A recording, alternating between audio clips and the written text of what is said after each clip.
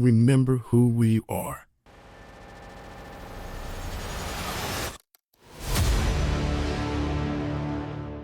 There were moments in our history when we stood together.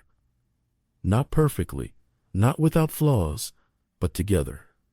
When I was watching Hidden Figures, I was reminded of something we don't talk about enough. When John Glenn was orbiting the Earth, the whole country was holding its breath. Black women mathematicians were doing calculations by hand. Engineers were watching blinking lights. Families were gathered around television sets. That moment didn't belong to a party. It belonged to all of us. And that wasn't the only time. After Pearl Harbor, during World War II, factories converted overnight. Women stepped into industrial jobs. The Tuskegee Airmen flew missions with courage in a segregated nation. The country wasn't perfect, but there was shared sacrifice. In 1964, when the Civil Rights Act was signed, the room was bigger than politics. Leaders like Lyndon B. Johnson and Martin Luther King Jr. stood in a moral moment that forced the country forward. Not everyone agreed, but enough people believed change was necessary. And then there was the morning after 9/11.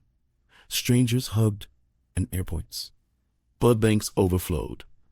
Members of Congress stood together on the Capitol steps. For a brief window, we saw each other as neighbors. And in 2008, when Barack Obama was elected, people didn't just vote. They felt something. You could see it in the faces. In Iowa, in D.C., in small towns, people wanted to believe we were capable of becoming something larger than our divisions. Those weren't perfect times, but they were times when trust was stronger than fear. And that's what we miss, not nostalgia. Trust, the invisible infrastructure that lets a nation breathe together. Unity doesn't mean agreement. It means shared direction. It means we remember who we are, not as rival camps, but as fellow citizens. And maybe the real question isn't, why don't we feel that anymore? Maybe the question is, what kind of leadership? What kind of media? What kind of courage would bring it back? Unity doesn't mean agreement. It means shared direction.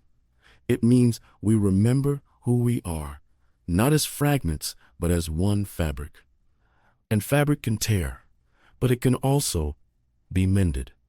Threads can fray, but they can also be rewoven. We've done it before. We've risen to moments that felt impossible. We've stood together when history demanded it. And when we remember, the fabric holds.